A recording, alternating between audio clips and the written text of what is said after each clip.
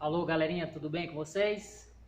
Antes de mais nada, eu quero dizer para vocês que estou com muita saudade de vocês. Gostaria muito de estar aí na sala de aula com vocês, mas como não depende da gente, então vamos aguardar. Espero que vocês estejam se prevenindo, que vocês estejam tomando todos os cuidados do mundo, porque, pessoal, a vida é bela, o amor é lindo, então vamos cuidar da nossa vida, ok? Mas hoje eu estou aqui para falar um pouquinho sobre a nossa avaliação. Eu precisava de dar para vocês o feedback da prova que a gente passou para vocês. Foram somente duas questões, não estava tão difícil, mas eu sei que com a gente fora da sala de aula, isso torna muito mais difícil para vocês. Então eu vou aqui falar um pouquinho sobre as duas questões que eu passei na prova. Por quê? Porque aquele aluno que não entendeu no momento que estava fazendo a prova, como aqui o mais importante é o aprendizado e não somente a nota, então eu vou mandar para vocês esse vídeo para vocês entenderem as questões que eu passei para vocês, tudo bem?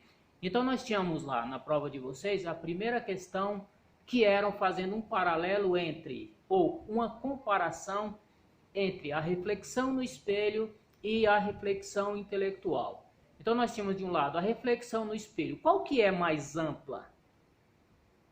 A reflexão no espelho é preciso do corpo presente para que esse corpo seja refletido para a gente ver a nossa imagem.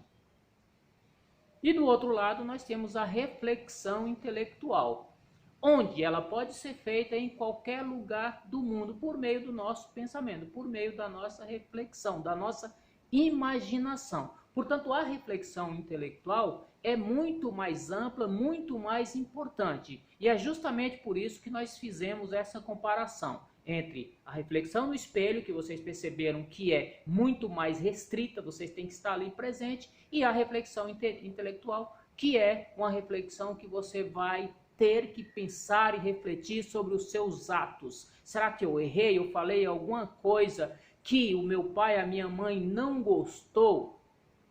Eu devo pedir desculpas por isso? Isso é uma reflexão, é você refletir sobre os seus atos, sobre o seu comportamento de forma geral. Tudo bem? Entenderam a primeira questão? Então era somente para vocês entenderem como que a reflexão intelectual é importante. Refletir é sempre importante. Refletir é o movimento de retorno.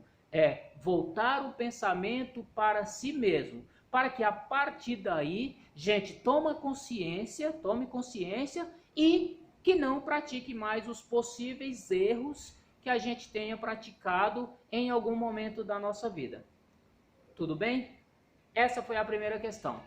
A segunda questão, nós tivemos uma comparação entre dois grandes filósofos. De um lado era o John Locke e do outro lado o Kant.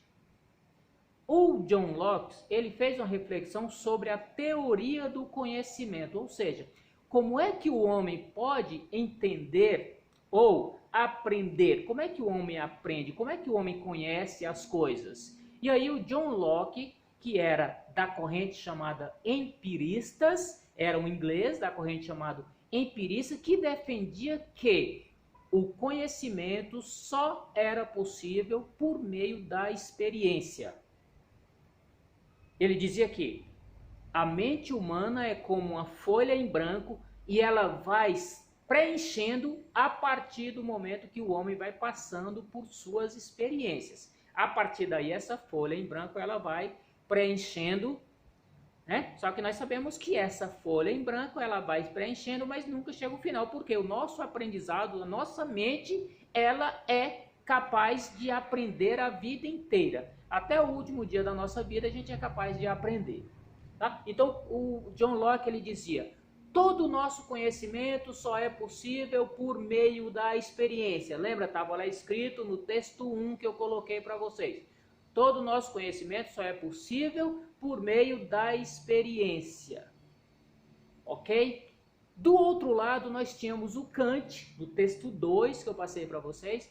e ele dizia o seguinte: apesar de nós conhecermos por meio da experiência, isso não significa que é somente pela experiência que a gente é capaz de conhecer.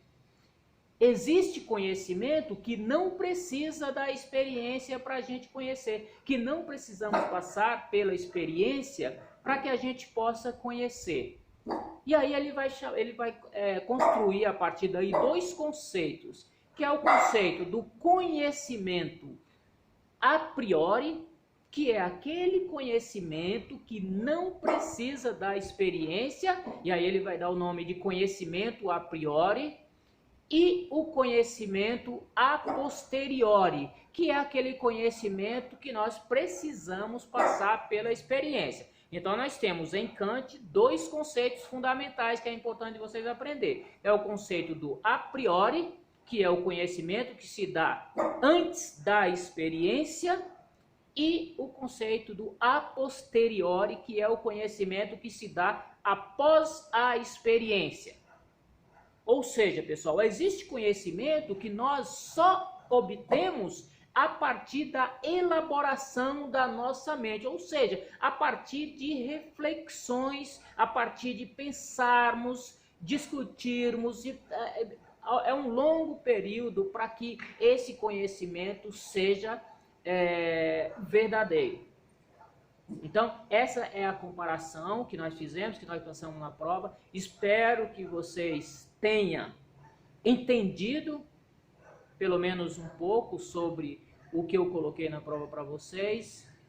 Então, vamos aguardar e a partir de agora nós vamos continuar até terminar essa pandemia, acabar com esse vírus.